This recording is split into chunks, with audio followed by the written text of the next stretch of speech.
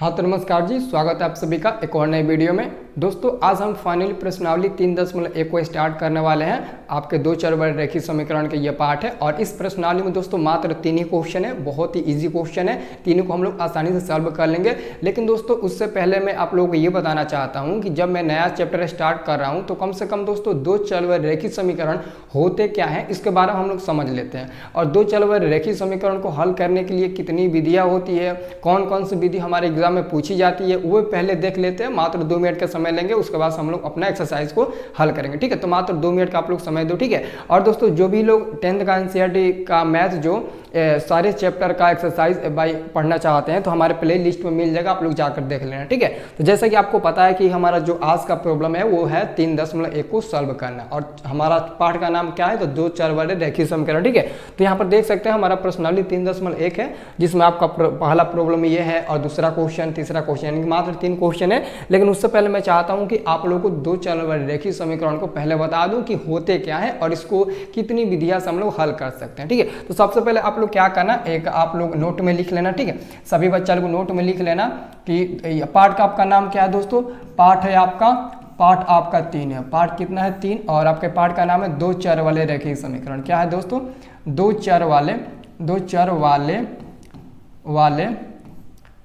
चर वाले रैखिक समीकरण। क्या लिखना बच्चों? तो रैखिक समीकरण लिखना है, रैखिक समीकरण। एक बात आप लोग याद रखना, अगर कोई भी लड़का आपसे पूछे कि बताओ दो चर वाले रैखिक समीकरण हम लोग किसे कहते हैं, तो आप लोगों ने बहुपद पढ़ा होगा। अगर बहुपद नहीं पढ़ा होगा कोई बात नहीं है, ऑलरेडी मैं पढ़ा चुका हूँ। ठीक है, तो बहुपद में दोस्तों हम लोग एक चर मान देखते थे, केवल x या फिर केवल y या फिर केवल z। और यहाँ पर दोस्तों कह रहा है कि दो चर वाले रैखिक समीकरण, यानी कि दोस्तों आप दो चर वाले रैखिक समीकरण तब कहेंगे जिसमें दोस्तों दो चर मान हो। जैसे दोस्तों एग्जाम्पल में मैं आप लोगों को बताना चाहता हूँ। एग्जाम्पल में मैं ले लेता हूँ 2x plus 3y is equal to 5। ठीक है, ये हम समीकरण 1 मान लेते हैं। और दूसरा मैं ले लेता हूँ क्या, x माइनस 2y बराबर में मैं 3 ले लेता हूँ। ये हम समीकरण 2 कर लेते हैं। ये हम क्या कर लेते हैं? समीकरण 2 कर लेते हैं। तो दोस्तों क्वेश्चन पाठ हमारा है दो चर वाले रेखीय समीकरण। हमको बताना है कि दो चर वाले रेखीय समीकरण आखिर में होते क्या है। तो आइए यहाँ पर समझ लेते हैं कि दो चर वाले रेखीय समीकरण होते क्या है। देखो, दो चर यानी कि दो और चर, दो चर का मतलब हुआ कि दो आपका चर मान इस समीकरण में होना चाहिए। तो ध्यान से देखो, एक यहाँ पर आपका x चर मान है और एक यहाँ पर दोस्तों y चर मान है। ठीक है, और यहाँ पर भी x और यहाँ पर y, यानी कि दोनों समीकरण में दो दो चर मान है। तो हम बोलेंगे कि ये दो चर मान है तो दो रैखिक समीकरण वाला ये कहलाएगा। दो रैखिक समीकरण यानी कि दोस्तों सिंपल में समझो, जिसमें दो चर मान हो और दो समीकरण हो उसी को हम लोग क्या बोलेंगे? दो चर वाले रैखिक समीकरण बोलेंगे। तो जैसा कि दोस्तों समीकरण 1 में दो चर मान है तो हम समझ गए, समीकरण 2 में भी दोस्तों दो चर मान है, ये भी हम लोग समझ गए। यानी कि दोस्तों हमारा कहने का मतलब है कि दो समीकरण होना चाहिए और दोनों समीकरण में दो दो चर मान होना चाहिए, तभी हम बोलेंगे कि ये दो चर वाले रैखिक समीकरण है। ठीक है, और ध्यान देना दोस्तों, अब दोस्तों इन दो समीकरण को हम लोग को हल करना है और हल करके हमको x और y का मान निकालना है। इन दोनों समीकरण को हल करना है। ठीक है, इन दोनों समीकरणों क्या करना है? हल करके x का मान निकालना है और y का मान निकालना है। तो दोस्तों बहुत ऐसे लड़के हैं जो काफ़ी जल्दी से इसको हल करके x और y का मान बता देंगे। लेकिन दोस्तों मैं चाहता हूं कि आखिर में इन दो विधि को आप कितने तरीके से हल करके x और y का मान निकाल सकते हैं। बहुत लोग बताएंगे सर जी मेरे बुक में 3 दिया है, बहुत लोग बताएंगे सर जी मेरे बुक में 2 दिया है। लेकिन दोस्तों मैं 5 विधि बताऊंगा। दोस्तों इन दोनों समीकरण को आप मात्र 5 विधि से हल करके x और y का मान निकाल सकते हैं। ऐसा नहीं है दोस्तों, ऐसा नहीं है कि आप x और y का मान, अगर ऐसा नहीं है कि x का मान आप 2 निकाले हैं और y का मान 3 निकाले। मानते हैं दोस्तों इन दोनों समीकरण को आप हल किए, कोई भी एक विधि से आप हल किए और आपका मान मिल गया x का मान 2 मिल गया और y का मान 3 मिल गया। तो दोस्तों आपको याद रखना है, हम किसी भी विधि से बनाए हमारा x मान सेम टू सेम यही मिलना चाहिए। तो आगे हम आपको बता देते हैं, पहले आप लोग ये समझ लो कि दो चर वाले रेखीय समीकरण होते क्या है। ये तो आप लोग समझ गए। अब दोस्तों हम लोग एक और चीज़ देख लेते हैं। एक और चीज़ हम लोग क्या देखते हैं जी, एक और चीज़ हम लोग ये देखना चाहते हैं कि ये जो दो चर वाले रेखीय समीकरण है, यहाँ पर दोस्तों नोट कर लेना, दो चर वाले रैखिक समीकरण, दो चर वाले रैखिक समीकरण को दो विधियां से हल करते हैं।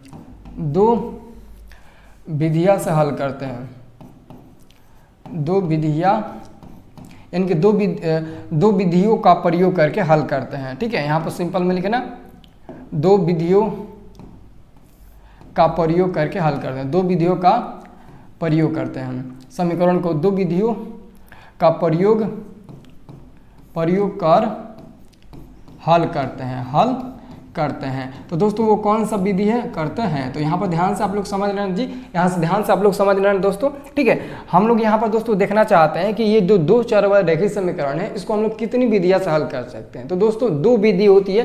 पहला आपका विधि का नाम है दोस्तों, पहला विधि का क्या नाम है, बीजगणितीय विधि। क्या नाम है, बीजगणितीय। ठीक है, यहाँ पर लिख लेना बीजगणितीय विधि, बीजगणितीय आपका विधि हो जाएगा। ठीक है, बीजगणितीय विधि जिसको हम लोग अलजेब्रिक मेथड बोलेंगे। ठीक है, जिसको हम लोग क्या बोलेंगे, बीजगणितीय ये आपका विधि हो गया, जिसको इंग्लिश में क्या बोलेंगे, इंग्लिश में हम लोग बोलेंगे अलजेब्रिक। ठीक है, क्या बोलेंगे, अलजेब्रिक हम लोग मेथड बोलेंगे। क्या बोलेंगे, अलजेब्रिक हम लोग मेथड बोलेंगे इसको। ठीक है, तो ये आपका पहला हो गया। ठीक है, और दूसरा दोस्तों क्या हो गया, दूसरा आपका हो गया ग्राफीय विधि। क्या हो गया दी, दूसरा आपका ग्राफीय विधि हो गया, ग्राफीय विधि, ग्राफीय आपका विधि हो गया दूसरा। और इस ग्राफीय विधि को इंग्लिश में क्या कहेंगे, तो ग्राफिक मेथड। ठीक है, ग्राफिक हम लोग क्या बोलेंगे, ग्राफिक मेथड बोलेंगे। ठीक है, तो इसको कॉपी में अच्छे से उतार लेना। ठीक है, और इसका पीडीएफ हम ग्रुप पैड में भेज देंगे। ठीक है, तो ये आपका ग्राफीय विधि हो गया। ठीक है, तो दोस्तों ये जो है बीजगणितीय विधि, सबसे पहले दोस्तों इसका काम आपको पड़ेगा प्रश्नावली 3.1 में, और ग्राफीय विधि का दोस्तों हम बाद में यूज बताएंगे। ठीक है, तो सबसे पहले दोस्तों हम देखेंगे कि बीजगणितीय जो विधि है वो क्या है दोस्तों, और ग्राफीय विधि। दोस्तों ग्राफीय विधि में आपका जो ग्राफ बनाने का आता है ना 5 नंबर का, वो आपका हो गया। यानी कि दोस्तों कोई दो समीकरण दिया है या फिर कोई भी एक समीकरण दिया है, तो उस समीकरण का प्रयोग करके आप ग्राफ कैसे खींचोगे, दो समीकरण का प्रयोग करके ग्राफ कैसे खींचोगे, एक्स और वाई का मान कैसे निकालोगे, वो दोस्तों आपके ग्राफीय विधि में चला जाएगा। लेकिन हमको बीजगणितीय विधि का अभी प्रयोग करना है, तो हम सबसे पहले समझ लेते हैं कि बीजगणितीय विधि क्या होता है दोस्तों। ठीक है, तो यहाँ पर एक और चीज आप लोग बात ध्यान रखना, सभी लोग बच्चे याद रखना, ये जो पहला आपका बीजगणितीय विधि है, पहला क्या है, पहला आपका बीजगणितीय विधि है। क्या है दोस्तों, पहला बीजगणितीय विधि है, पहला है आपका बीजगणितीय विधि। ठीक है, बीजगणितीय विधि। तो याद रखना बीजगणितीय विधि का प्रयोग करके हम लोग दोस्तों एक्स और वाई का मान 5 तरीका से निकाल सकते हैं। अगर मैं आपसे पूछूं, जैसे कि मैंने समीकरण दिया था 2x + 3y बराबर में मैंने दिया था आपको 5 और बोला था ये समीकरण 1 है, और दूसरा मैंने बोला था x - 2y बराबर में 3, और ये बोला था मैंने आपका समीकरण ये आप लोग 2 मान लेना। तो दोस्तों इन दो समीकरण को आप बीजगणितीय विधि से कितने तरीके से हल कर सकते हैं, तो हम बताएंगे बाबू कि बीजगणितीय विधि का प्रयोग करके इस दोनों समीकरण को हम लोग 5 तरीके से हल कर सकते हैं, और 5 तरीके से हल करके हम लोग x और y का मान निकाल सकते हैं। ये जो 5 तरीका है, जिसमें से 4 तरीका आपके एग्जाम में पूछा जाता है, और एक तरीका आप लोगों को जानना जरूरी है जो एग्जाम में नहीं पूछता है, लेकिन मैं आपको 5 तरीका बताऊंगा। ठीक है, तो 5 तरीके दोस्तों एक एक करके नाम लिख लो। ठीक है, बीजगणितीय विधि से हम लोग बीजगणितीय विधि का प्रयोग करके हम लोग कितने तरीके से मान निकाल सकते हैं, 5 तरीके से। पहला तरीका क्या है जी, पहला आपका तरीका लिख लो, पहला आपका तरीका विलोपन विधि, जो सारे लोग ना इसी का विधि का उपयोग करते हैं, इसी विधि का उपयोग करके एक्स और वाई का मान निकालते हैं। पहला आपका हो गया विलोपन विधि। क्या हो गया, विलोपन विधि, सब लोग नाम याद रखना ना। और दूसरा आपका आता है दोस्तों प्रतिस्थापन विधि, आपके एग्जाम में पूछा जाता है प्रतिस्थापन विधि। ठीक है, ये आपका दूसरा विधि का नाम हो गया। ठीक है, और आपका तीसरा विधि क्या है जी, आपका तीसरा विधि का नाम है दोस्तों तुलनात्मक विधि, ये कि आपके एग्जाम में पूछा जा चुका है। तुलनात्मक विधि, तुलनात्मक ये आपका विधि हो जाएगा। क्या हो जाएगा, तुलनात्मक विधि हो जाएगा। और अगला हमारा क्या है विधि, अगला हमारा जो 4th नंबर विधि है वो है आपका वज्र गुणन विधि। क्या है आपका, अगला है आपका वज्र गुणन विधि, ये आपका चौथा विधि का नाम है। सबसे ज़्यादा यही विधि पूछा जाता है, गुणन विधि, सबसे ज़्यादा यही विधि पूछा जाता है। ठीक है, और जो तो दोस्तों अंतिम है, अंतिम का दोस्तों मैं नाम यहाँ पर लिख देता हूँ 5वां, जो आपके एग्जाम में नहीं पूछा जाता है बट आपको समझना जरूरी है, अनुपात निर्णय विधि। ठीक है, क्या है, अनुपात निर्णय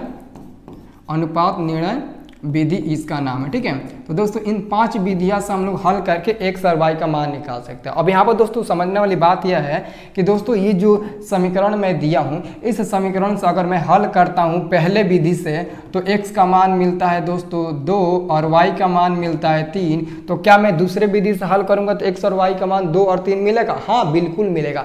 आप दोस्तों इन 5 विधियों में से किसी भी विधि का प्रयोग करके x और y का मान निकालो, सबका मान दोस्तों एकदम सेम टू सेम मिलेगा। चाहे आप विलोपन विधि से बनाओ या फिर प्रतिस्थापन विधि से बनाओ या फिर किसी भी विधि से बनाकर देखो, x और y का मान सेम मिलेगा। अब देख लेना कि किस विधि से हम बना रहे हैं तो x और y का मान कितना मिल रहा है, उसके हिसाब से सारे विधियों का मान आप वैसे ही निकालना और उसका आंसर उतना ही मिलेगा। ठीक है, तो समझ गए ना इसका आंसर कैसे हम लोग बनाएंगे। ठीक है, तो अब हम लोग आते हैं हम अपने फर्स्ट प्रॉब्लम पर। ठीक है, और उसके बाद से दोस्तों जब अगला हम मतलब कि प्रश्नावली स्टार्ट करेंगे तो उसमें हम आपको बता देंगे कि ग्राफीय विधि क्या होता है, ग्राफीय विधि से हम कैसे हल करते हैं। ग्राफीय विधि की दोस्तों उसके लिए एक अलग से आपको मैं वीडियो दूंगा, क्योंकि आपके एग्जाम में ग्राफ पूछा जाता है तो मैं अभी से आप लोगों को एक्सपर्ट करना चाहता हूँ। ठीक है, तो सारे लोग वीडियो को लाइक कर देना। ठीक है, चलो अब हम लोग आते हैं अपने प्रॉब्लम पर। ठीक है, देखो हम लोग का प्रॉब्लम क्या है। ठीक है, हम लोग का प्रॉब्लम क्या कहता है, प्रॉब्लम को अच्छे से ध्यान से पढ़ो, आपसे बन जाएगा ये प्रॉब्लम। ठीक है, क्वेश्चन है आपका प्रश्नावली है 3.1 का पहला प्रॉब्लम है आपका। पहला प्रॉब्लम है दोस्तों, पहला प्रॉब्लम कहता है कि आफ्ताब अपनी पुत्री से कहता है कि 7 वर्ष पूर्व मैं तुमसे 7 गुनी आयु का था। यानी कि दोस्तों आफ्ताब है जो अपनी पुत्री से कहता है, जैसे मैं हूं और मेरा कोई लड़की है तो मैं अपने लड़की से कहता हूं कि बेटी 7 वर्ष पूर्व मैं आपसे 7 गुना था, 7 गुना था। यानी कि दोस्तों पूर्व का मतलब क्या हुआ, यहाँ पर हम समझ लो, अगर पूर्व कहेगा तो पूर्व का मतलब होता है दोस्तों पहले। पूर्व का मतलब क्या होता है, पहले।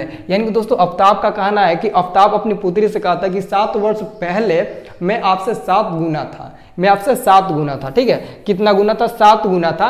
अब से 3 वर्ष बाद मैं तुमसे केवल 3 गुना आयु का रह जाऊंगा। क्या यह मनोरंजक है? इस स्थिति को बीजगणितीय एवं ग्राफीय रूपों में व्यक्त कीजिए। दोस्तों आपको क्या करना है, इसको बीजगणितीय विधि और ग्राफीय विधि के रूप में आपको व्यक्त करना है। तो ऑलरेडी दोस्तों बीजगणितीय विधि अभी मैंने आप लोगों को बताया कि आपको केवल बीजगणितीय विधि अब 5 तरीका होता है, 5 तरीके से आपको हल करके x और y का मान निकालना है। लेकिन दोस्तों इसमें आपको x और y का मान नहीं निकालना है, केवल आपको समीकरण के रूप में सजा देना है। और दूसरा कह रहा है कि ग्राफीय विधि के रूप में बनाए, तो ग्राफीय विधि हम लोग कब बनाएंगे, जब हम लोग ग्राफ बनाना सीख जाएंगे तब हम लोग देखेंगे। ठीक है, लेकिन यहाँ पर दोस्तों ग्राफीय विधि नहीं बनाएंगे, केवल हम लोग समझेंगे कि इसको हम लोग कैसे समीकरण के रूप में व्यक्त करेंगे, और ग्राफ हम लोग ऑलरेडी सीखेंगे तो वहां पर हम बनाना सीख जाएंगे। ठीक है, तो फाइनली देखो इसको कैसे बनाएंगे। ठीक है, तो क्वेश्चन पढ़ लिए, अब हम लोग क्या करते हैं, क्वेश्चन को पढ़ लिए तो अब हम लोग इसको हल करते हैं। क्या करते हैं दोस्तों, इसको हम लोग हल करते हैं, हल करते हैं। 1 मिनट में क्या करता हूँ, इसको मैं छोटा कर देता हूँ। ठीक है, इसको मैं छोटा कर देता हूँ, आपको दिखाई दे रहा है, देखिए तो, हाँ, इसको मैं छोटा करके मैं यहाँ पर कर देता हूँ। ठीक है, आपको दिखाई दे रहा है ना, ध्यान से देखो, आप लोगों को दिखाई दे रहा होगा, दिखाई दे रहा होगा, नहीं दिखाई दे रहा है, दिखाई तो दे रहा है, ध्यान से देखो, हाँ अब दिखाई दे रहा है, दिखाई दे रहा है ना। ठीक है, तो यहाँ से ध्यान से देख लेना। ठीक है, तो हम सबसे पहले यहाँ पर प्रॉब्लम में क्या लिखेंगे, यहाँ पर हम लिखेंगे सबसे पहले हम लोग लिखेंगे हल। यहाँ पर क्या लिखेंगे जो तो दोस्तों, सबसे पहले हम लोग यहाँ पर लिखेंगे हल। यहाँ पर हम सबसे पहले लिखेंगे हल। हल लिखे दोस्तों क्या कहेंगे, देखो कह रहा है कि आफ्ताब अपनी, तो यहाँ पर हम सबसे पहले क्या लिख लेते हैं, तो यहाँ पर हम सबसे पहले लिखेंगे दोस्तों माना कि, यहाँ पर हम लिखेंगे सबसे पहले माना कि आफ्ताब की आयु, क्या लिखेंगे, माना कि आफ्ताब की आयु, आफ्ताब की जो आयु है, आफ्ताब की आयु कितना है जी, आफ्ताब की आयु हम लोग मान लेंगे कितना, x वर्ष। कितना मान लेंगे दोस्तों, x वर्ष, x वर्ष मान लेंगे। तथा उसकी पुत्री का आयु, उसकी पुत्री का जो आयु है, उसकी पुत्री का जो आयु है, पुत्री का आयु क्या मानेंगे, पुत्री की आयु हम लोग मान लेते हैं दोस्तों y वर्ष। क्या मान लेते हैं दोस्तों, y वर्ष हम लोग मान लेते हैं, y वर्ष है। ठीक है, y वर्ष है। इसलिए दोस्तों अब क्या कहता है, आफ्ताब अपनी पुत्री से कहता है 7 वर्ष पूर्व। 7 वर्ष पूर्व का मतलब क्या हुआ दोस्तों, 7 वर्ष पूर्व। जब भी दोस्तों पूर्व यानी कि पहले कहेगा तो पहला का मतलब दोस्तों आपको होता है कि 7 वर्ष पहले यानी कि माइनस, और दोस्तों अगर कहेगा पश्चात यानी कि बाद कहेगा तो समझना आप लोग प्लस। अगर बाद कहेगा तो प्लस समझना, पश्चात कहेगा तो प्लस समझना, अगर पूर्व या फिर पहले कहेगा तो आप लोग समझना माइनस। ठीक है, तो यहाँ पर दोस्तों आप लोग लिख सकते हो कि 7 वर्ष पूर्व आफ्ताब की आयु, यहाँ पर लिख सकते हो 7 वर्ष पूर्व, यहाँ पर लिख सकते हो आप लोग 7 वर्ष, क्या लिख सकते हो आप लोग, लिख सकते हो 7 वर्ष पूर्व आफ्ताब की आयु, क्या लिख सकते हो, पूर्व आफ्ताब की आयु, आफ्ताब की आयु क्या है, आफ्ताब की आयु क्या हो जाएगा दोस्तों, आयु हो जाएगा आफ्ताब की आयु कितना हो जाएगा 7 वर्ष पूर्व, तो x माइनस क्या हो जाएगा, x माइनस 7 हो जाएगा, x माइनस 7 वर्ष आप लोग लिखना है, x माइनस 7 वर्ष लिखना है, ठीक है। अब दोस्तों दूसरा है कि उसकी पुत्री का आयु, अब यहाँ पर फिर से लिखेंगे 7 वर्ष पूर्व आफ्ताब की पुत्री का आयु, क्या लिखेंगे, आफ्ताब की पुत्री का आयु, 7 वर्ष पूर्व आफ्ताब की पुत्री का जो आयु है वो कितना है, ठीक है।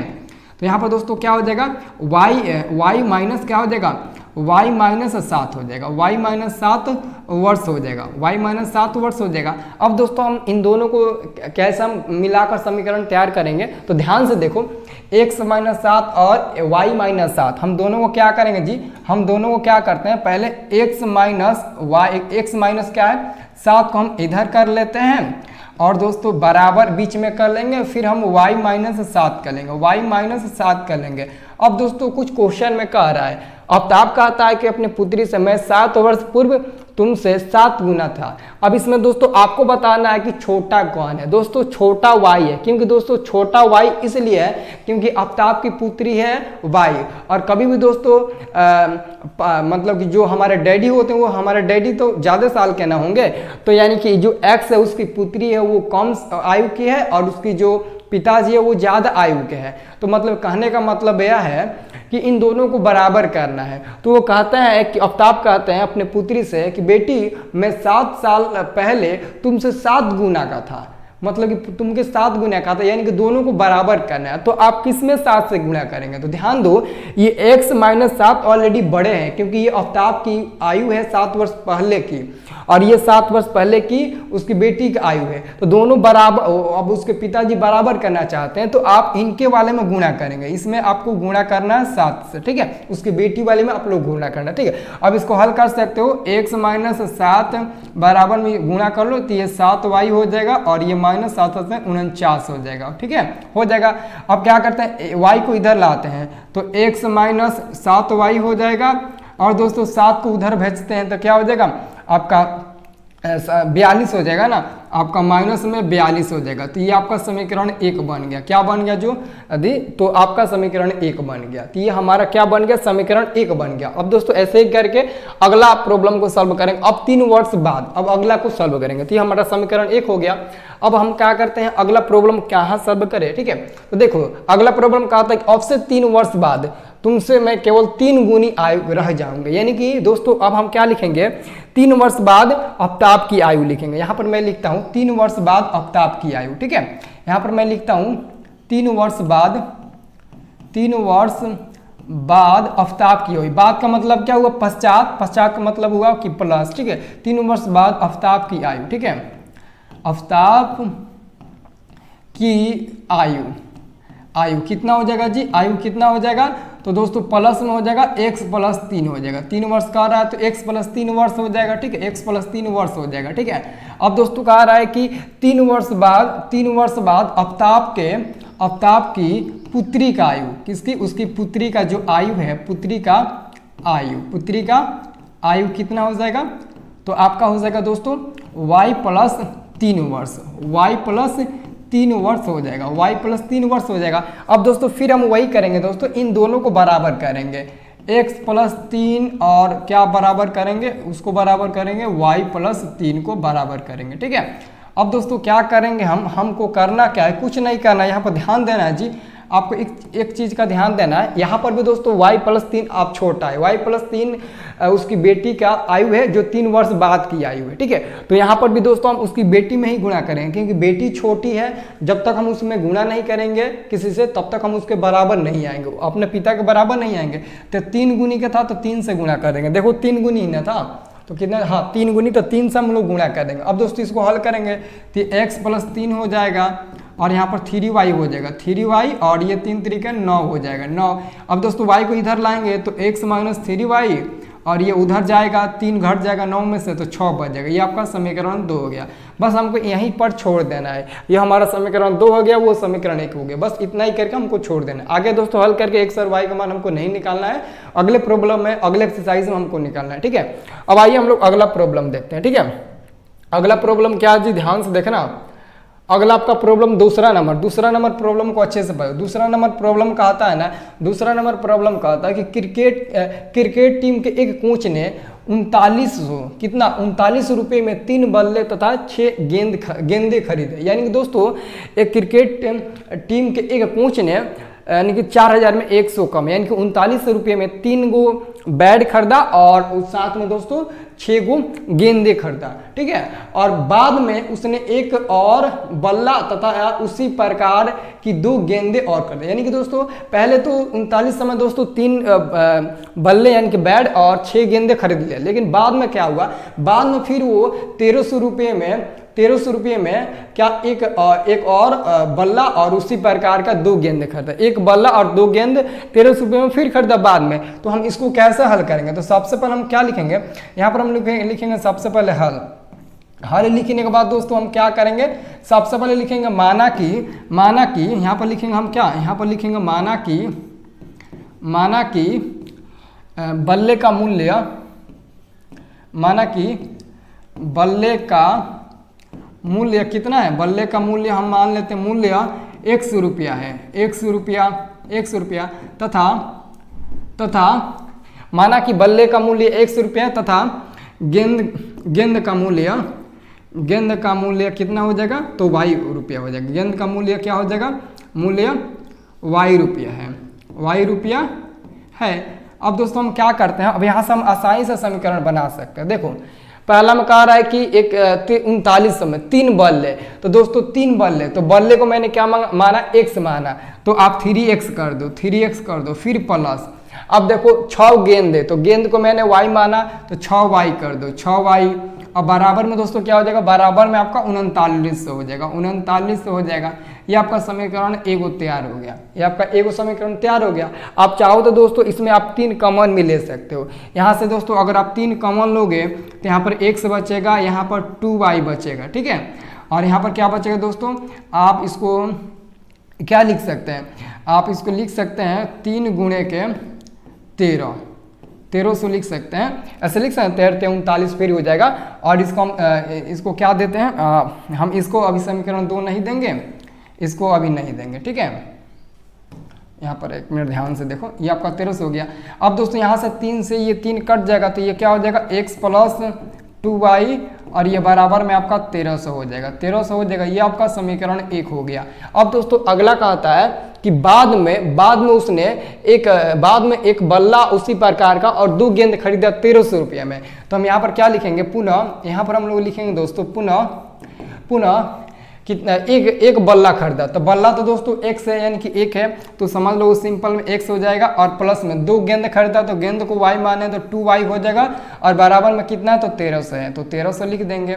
ये आपका 1300 हो गया, कितना हो गया जी, 1300 हो गया। तो इसको हम समीकरण 2 मान लेंगे। इसको क्या मान लेंगे दोस्तों, हम समीकरण 2 मान लेंगे। ठीक है, ये आपका हो गया। देखो तो ये दोनों एक तरफ से देखा जाए तो दोनों समीकरण आपका सेम टू सेम मिला। यहाँ पर दोस्तों मैंने कॉमन ले लिया था, आप चाहो तो दोस्तों इसको यहाँ पर भी छोड़ सकते हो, आप इसको यहाँ पर भी छोड़ सकते हो। ठीक है, और चाहो तो आप उसको कटाकर वहाँ पर भी छोड़ सकते हो, तो कोई दिक्कत नहीं है, ज़्यादा परेशान नहीं है, आप किसी भी तरीके से बना सकते हैं। ठीक है, तो सिंपल में मैं कहूँगा कि आप लोग यही तरीका अभी इस्तेमाल करो, बाद में जैसे जैसे हम लोग अच्छे से पढ़ेंगे, नॉलेज थोड़ा थोड़ा आता जाएगा, वैसे वैसे हम लोग करते जाएंगे। ठीक है, तो सिंपल में आपका ये हो गया। ठीक है, तो आपका 2 प्रॉब्लम हो गया। अब इस प्रॉब्लम को मैं यहीं पर लिख देता हूँ, x plus 2y equal to 1300। ये आपका क्या हो गया, ये आपका 2 हो गया। यानी कि दोनों समीकरण को हम देखें तो हमको लगता है कि मैंने जो पहले खरीदा था बल्ला जितना रुपये में और गेंद खरीदा था, वो मैं उतनी ही भाव में मैं बाद में भी खरीदा। यानी कि दोस्तों कॉमन लेकर आप लोग देख लीजिएगा, दोनों आपका समीकरण सेम आएगा। ठीक है, तो हम लोग क्या बोलेंगे,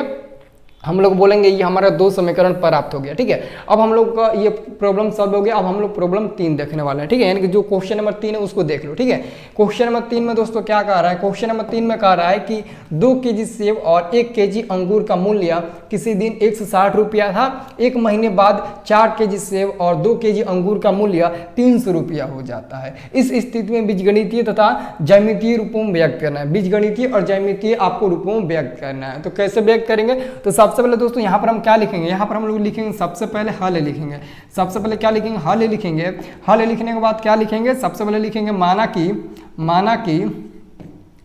कि दोस्तों पहले क्या था, सेब फिर अंगूर। तो माना कि सेब का मूल्य, माना कि सेब का मूल्य 100 रुपया। सेब का मूल्य क्या है जी, सेब का मूल्य 100 रुपया है, 100 रुपया है। तथा अंगूर का मूल्य कितना है, तथा अंगूर का मूल्य कितना हो जाएगा, तो अंगूर का मूल्य हम लोग मान लेंगे कितना, अंगूर का मूल्य हम लोग मान लेंगे y रुपया।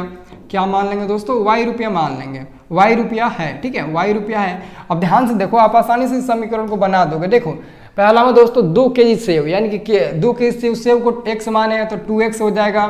फिर प्लस में दोस्तों 1 केजी अंगूर यानी कि y केवल हो जाएगा, और बराबर में कितना, तो 160 रुपया, 160 रुपया। समीकरण 1 कर लो, समीकरण 1 कर लो। और दूसरा का आता है दोस्तों फिर 1 महीने बाद 4 केजी सेब और 2 केजी अंगूर। तो क्या हो जाएगा आपका 4x + 2y, 4x + 2y, और बराबर में दोस्तों क्या हो जाएगा 300 हो जाएगा। कितना हो जाएगा जी, आपका हो जाएगा 300। ये आपका समीकरण 2 हो गया, समीकरण 2 हो गया। अब चाहो तो दोस्तों इसमें आप 2 कॉमन ले सकते हो, इसमें 2 कॉमन ले लो। यहाँ पर 2 कॉमन ले लोगे तो क्या बचेगा, 2 बचेगा। देखो कैसे कॉमन लेते हैं जी, ये जो यहाँ पर 4x है ना, कितना है जी, 4x + 2y = 300 है ना, 300 है ना। तो यहाँ पर दोस्तों 2 कॉमन लेंगे तो 2x + y बचेगा, 2x + y, और यहाँ पर बचेगा 2 गुणे के 150। तो ये और ये कट जाएगा तो क्या बचेगा 2x + दोस्तों y, और बराबर में 150 बचेगा। चाहो तो आप इसको समीकरण 2 मान सकते हो, लेकिन सिंपल में यही आप लोग रखो। ठीक है, बाद में हम लोग कॉमन लेकर देखेंगे। तो ये हमारा प्रश्नावली 3.1 समाप्त हो गया। ऐसे ही दोस्तों अगला भी प्रश्नावली हम आपको बताएंगे बहुत ही जल्द। ठीक है, लेकिन उससे पहले आप लोग वीडियो को लाइक करो, चैनल को सब्सक्राइब कर लो सब लोग। ठीक है, और दोस्तों हमारे प्ले लिस्ट में सारा वीडियो पड़ा है, आप लोग जाकर देख सकते हैं। ठीक है, बहुत बहुत शुक्रिया आप सभी का।